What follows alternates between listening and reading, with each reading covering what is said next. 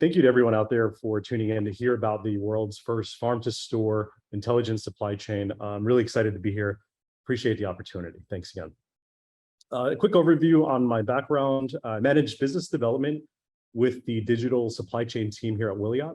And prior to Wiliot, I was a manager at retail sales at IFCO, focusing on growing the produce and fresh returnable packaging crate business with retailers. I was an account manager at Chef Palicon, focused on reusable bulk containers in the pooling space, and spent several years at Rare Pacific Company. They're a large manufacturer of reusable transport packaging items, or RTIs. And also spent several years at CNS Wholesale Grocers as an account manager. And there I was managing the independent retail and small grocery chain business in the Northeast, as well as some special projects. So a quick overview on our topic today. I'll talk about the problem we addressed for a large grocery retailer. And here, how we use the Internet of Things, or IoT, Wiliot IoT, to provide visibility into their supply chain, essentially allowing an already efficient supply chain become even more intelligent by digitally transforming their supply chain to help reduce waste. Many of you may know we have a serious problem with billions of pounds of food being wasted each year, and that number keeps climbing. And when we think about this metric, it's also important to think about the resources that are also wasted, such as time and labor and energy used to grow and transport food that ultimately ends up being thrown out. So I want to share some statistics on the challenges we are facing and the opportunities. So on the left side, 30% of the available global energy is consumed by food systems, of which 38% is food that is lost or wasted. 14% of food worldwide is simply lost somewhere between the farms and the retailers. Now, looking at the right side, the opportunity, 40% of food spoilage and waste could be reduced if grocery stores just simply cut in-store inventory times by half a day. And many of you can relate to this. 80% of shoppers say high quality produce is the most important factor in selecting a grocery store. So how many times have you walked into a store and you've seen poor quality or rotting produce, fruit flies everywhere, and you end up never coming back to that store or shopping in that chain ever again? So the lifetime value of a customer really comes into play here. Quality truly goes hand in hand with trust. So we have this massive opportunity and a giant problem that we are trying to solve for. Now let's talk tech for just a moment. Massive IoT. As we think about where IoT, or Internet of Things, is today, which is really today is the Internet of expensive things, with an estimated 11 billion Bluetooth devices that operate on things like shipping containers, vehicles, smart furniture, appliances, for example. All of these things fairly expensive.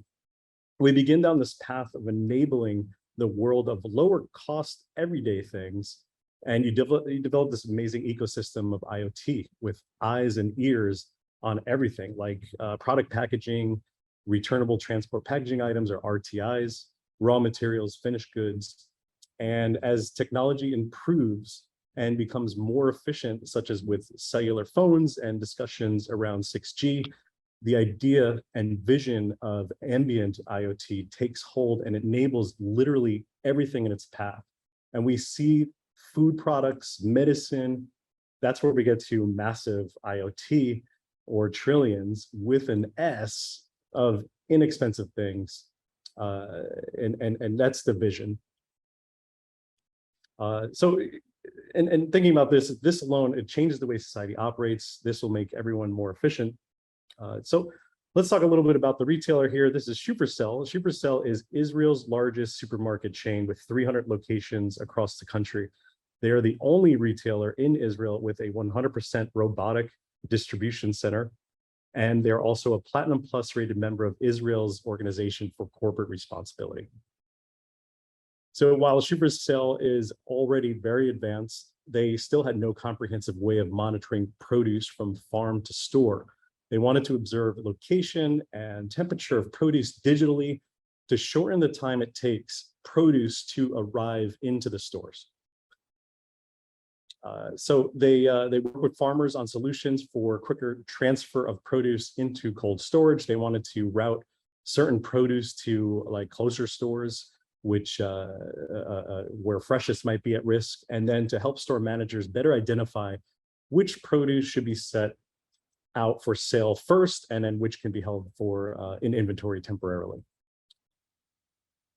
So in addition to asset tracking of the produce crates, there was an additional pain point that they were looking to solve along with cutting produce delivery times, which is tracking assets. And that's where Wiliot comes in. That's where we come in. So Wiliot IoT Pixels are a sticker-sized computer that can empower every single thing to sense and to fix inefficiencies and problems that it encounters. And I'll show you here a little show and tell for you. So this, if you could see on my screen, this is a Wiliot pixel or tag. As you can see, it's very tiny, it's flexible. You can see the harvesting and transmission antennas there. And it's thin, it's just 0.2 millimeters.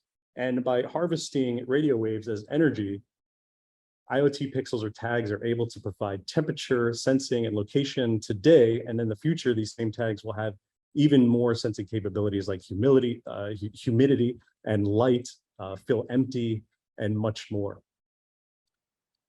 And the energy harvesting and data backhaul is all done through this very low cost infrastructure in the tens of dollars. And I'll hold up some more items here. So here, this is a fan still bridge, and hopefully you can see on my camera, it's a very small piece of hardware.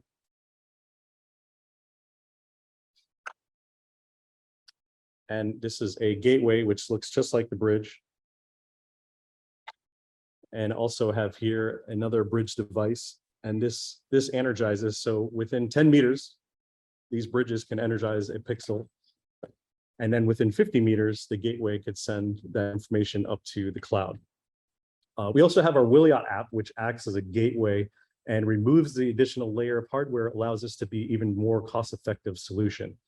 And the low cost, it's a really, it's a key differentiator for us when compared to other tracking technology, as well as the tags being encrypted and having the ability to have more sensing capabilities in the future, which I had mentioned here. So our technology, it's not just for produce crates. The applications span CPG items, apparel, pharma, and other assets and asset tracking, and even more use cases that we've yet to explore and uncover.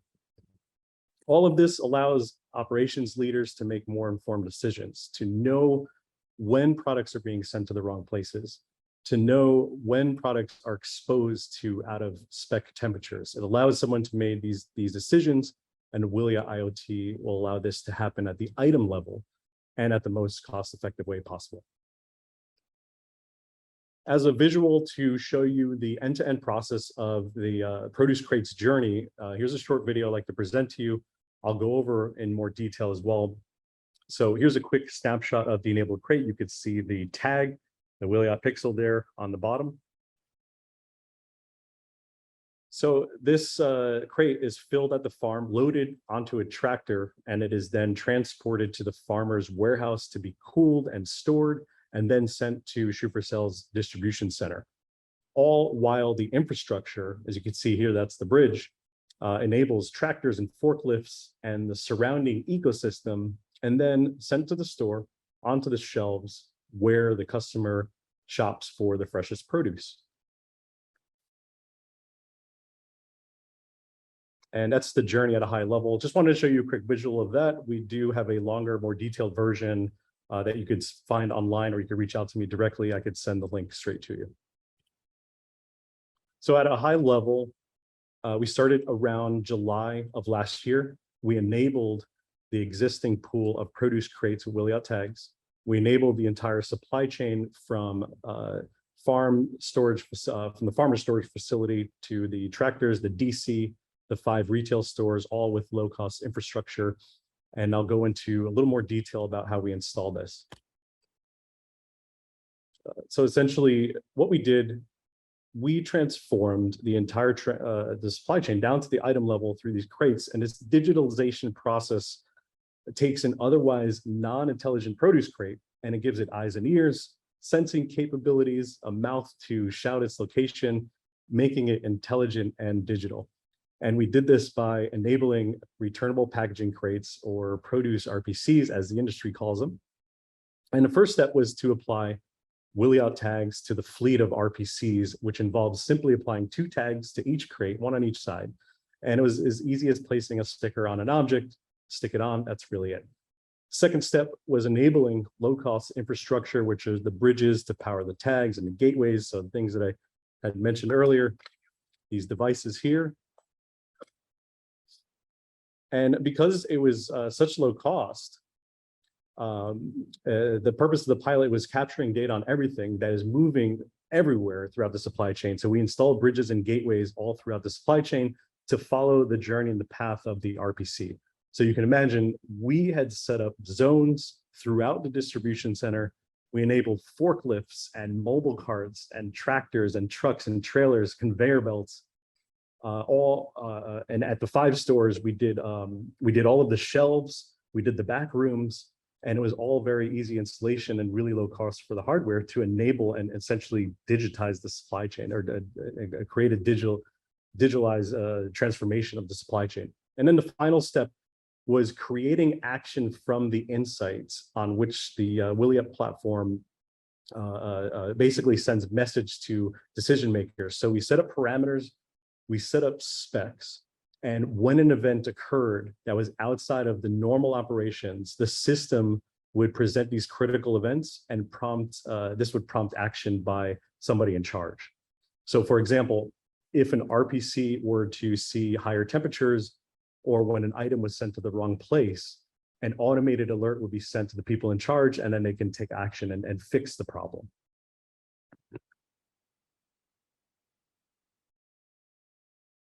So here we'll talk about the now intelligent RPC journey through the supply chain. So as each RPC moved from the starting point at the farm to Shufercell's distribution center down to the store, Williot and Shufercell could track its location and temperature. Shufercell even had the ability to track specific RPCs and receive alerts, as I mentioned earlier, about the RPCs of interest.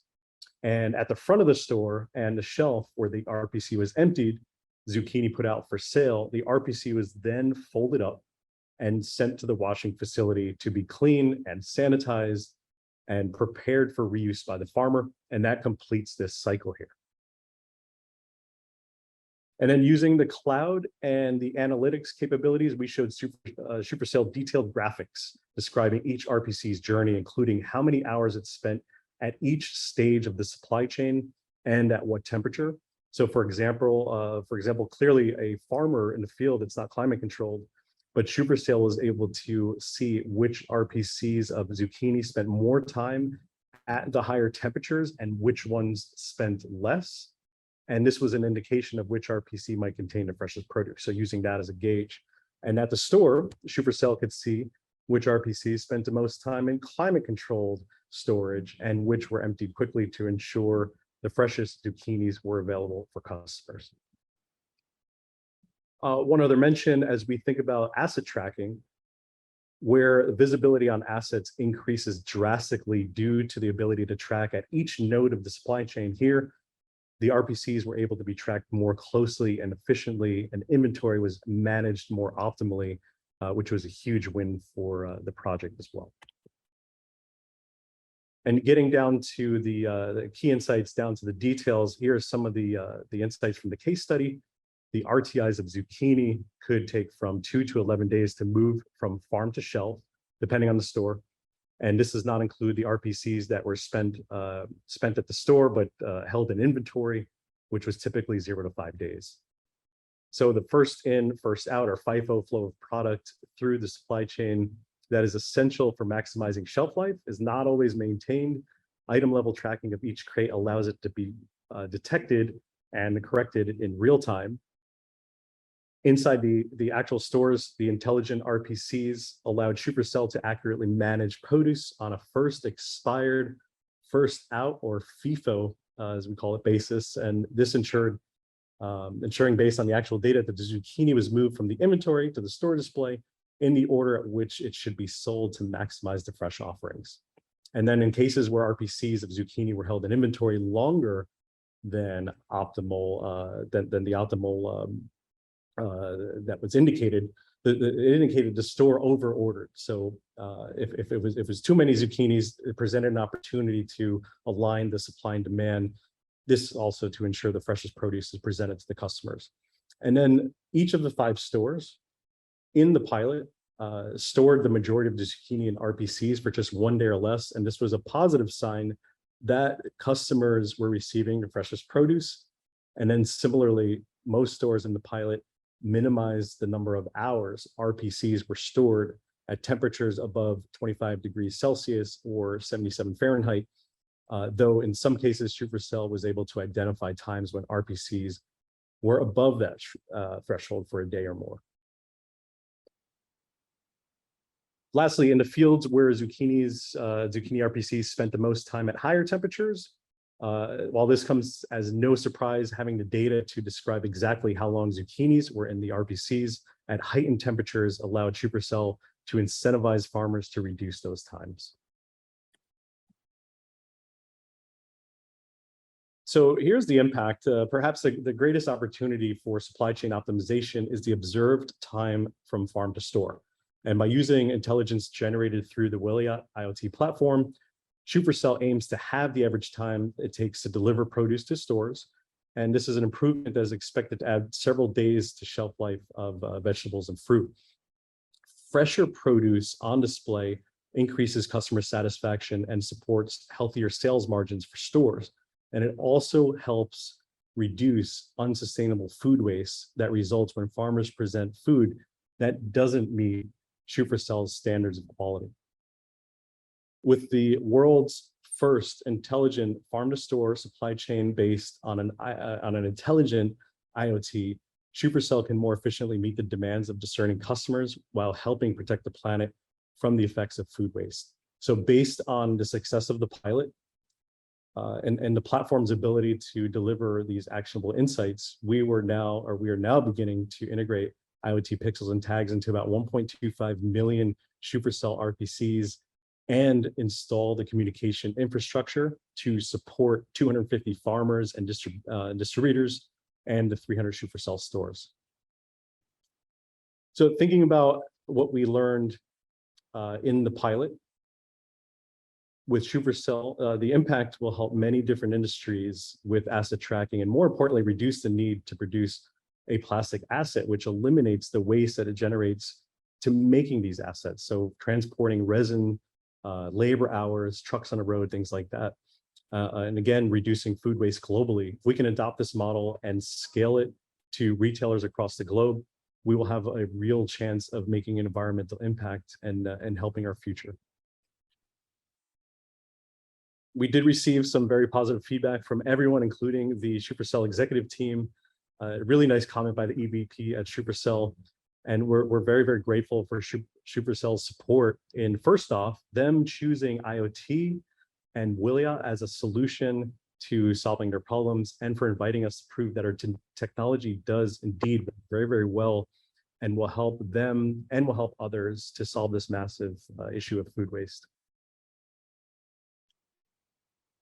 So that concludes the presentation. I want to thank you all again for allowing me to walk you through this journey, and hope that it was informative as well as inspiring as we continue to work closely with retailers to again help food waste through IoT technology. Thank you to AIM team as well as the Willia team for the huge support and electing me to discuss this amazing project. And at this time, open it up for any questions or thoughts you might have. Thank you.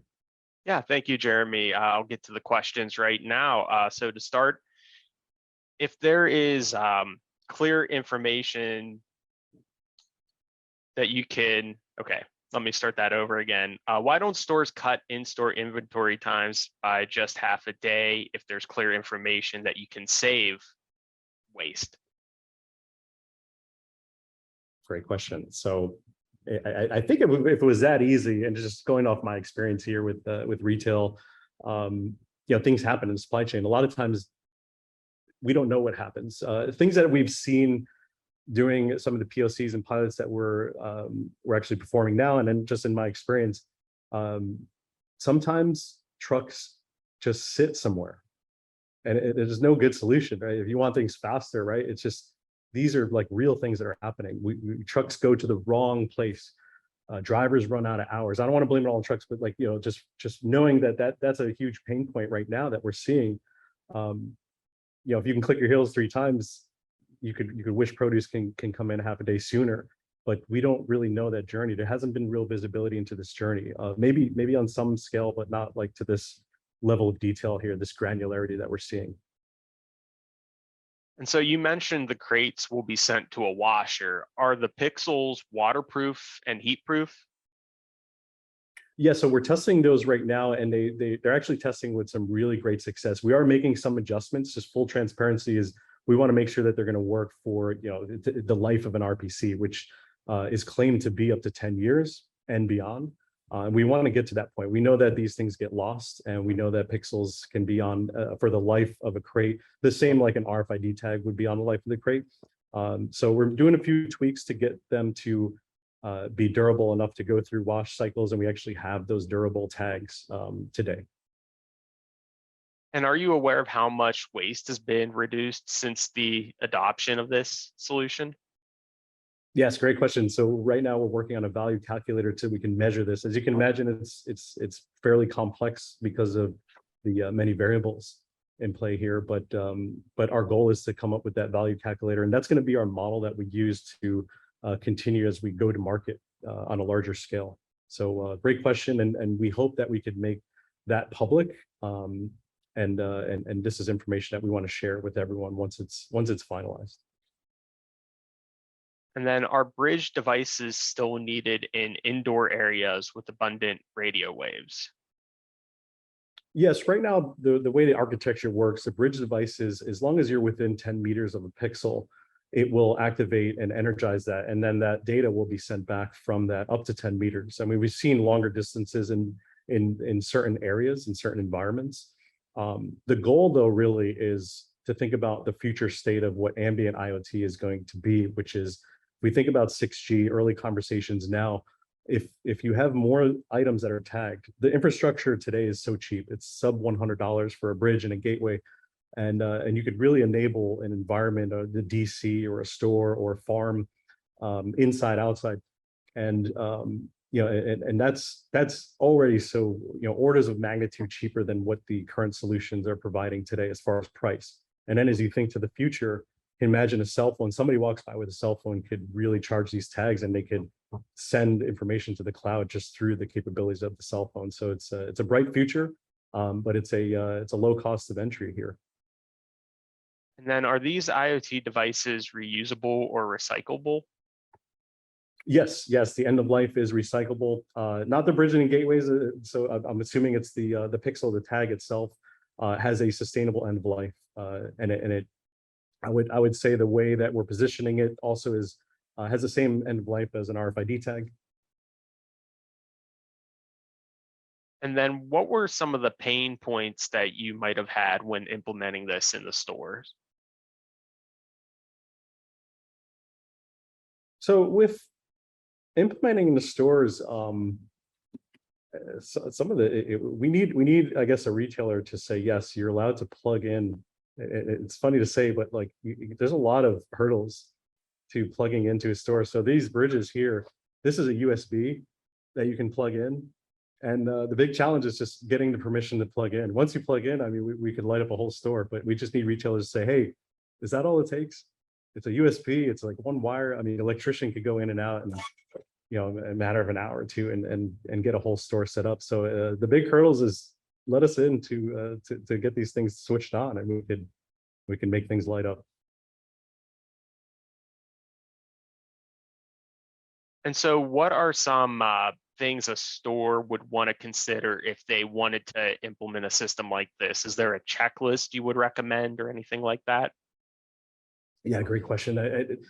This is so we have solutions engineers, our customer success managers. They basically map out where everything needs to be.